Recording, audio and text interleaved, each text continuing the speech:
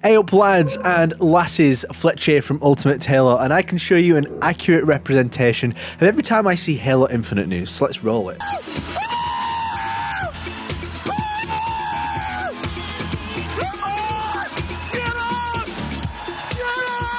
Oh, and it's true, and the more they show, the more excited I start to get for this game. There are so many details to go over. I don't want to go through everything, but there are some significant things that people haven't really picked up on or haven't discussed widely in the Halo community. So let's cover 7 significant new Halo Infinite details.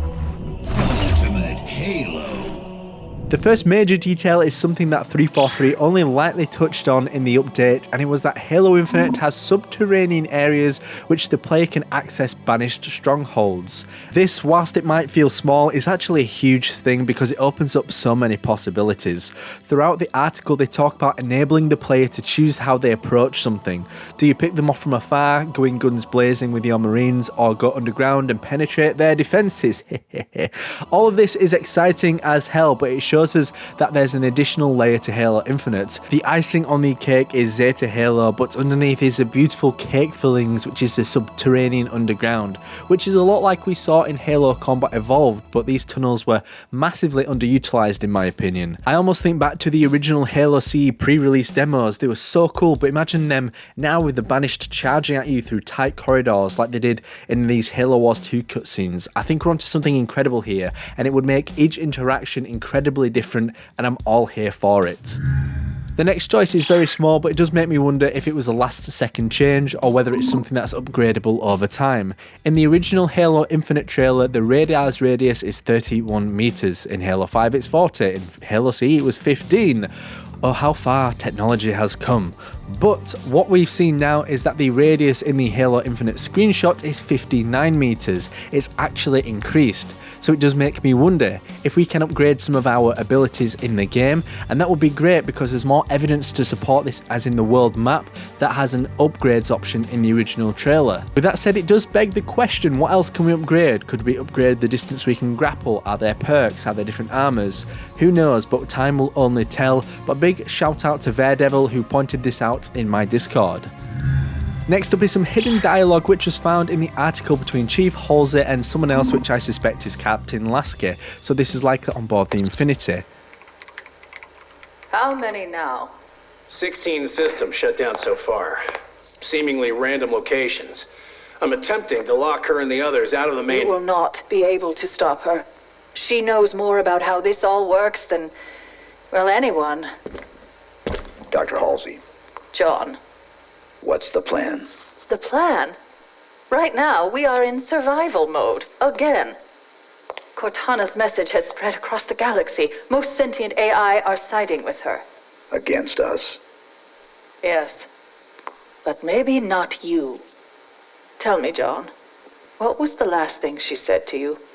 She said, goodbye. This is a great insight to the fact that Chief and Halsey for the first time in a Halo game will directly be interacting, but this also gives us a hint that the key story thread in Halo Infinite is going to be the fact that Cortana's weak spot is the Master Chief.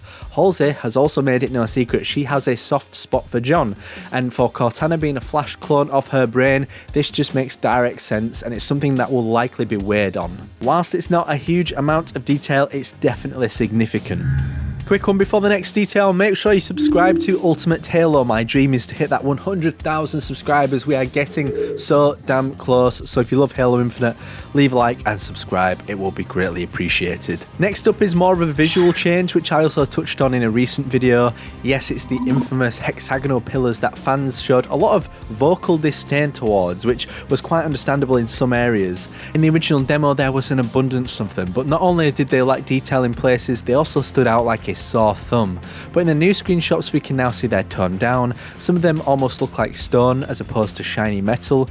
It's also made adjustments to the materials and some of the extra details too.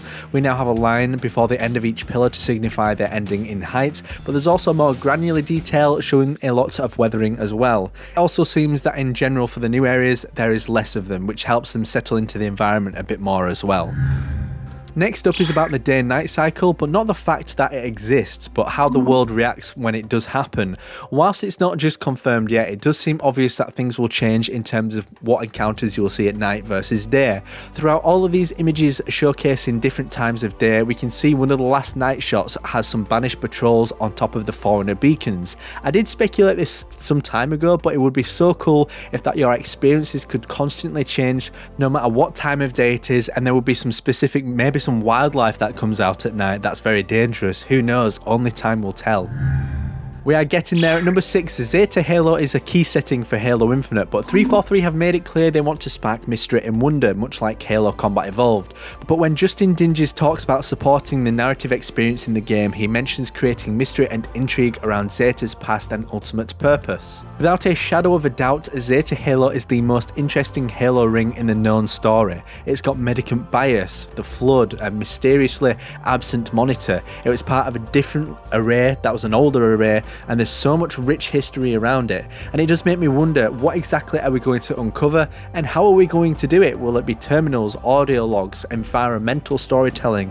And whatever it's going to be, there's going to be a lot outside of the main narrative beats that follow Chief, and that there will be a lot of mystery as to what's going to happen next. Yes, you made it to the last pick of the day, and it's a big one, and it asks even more questions if you ask me. And at the end of this article, Joe Staten has his slot about the game, but one thing I want to hone in on is that he says it might appear that we're building an open world game, but that's not really the case. We're making a Halo game, a sandbox shooter where our goal is to make you feel the most powerful actor in a rich, emergent sci-fi combat simulation. Obviously, he said it's not an open world game, but does that mean there are missions away from Zeta Halo? Will there be other settings, but this is your main hub where you spend 90% of your time? Surely you must be able to spend time inside the Infinity and other areas. Lots of questions to be answered, but I hope you all got something from today's video, and let me know in the comment section what got you most excited from this update. Once again, my name is Jack Fletcher, and I will see you next time on the one and the only Ultimate Halo. Subscribe now to Ultimate Halo for more unfriggin' believable Halo content.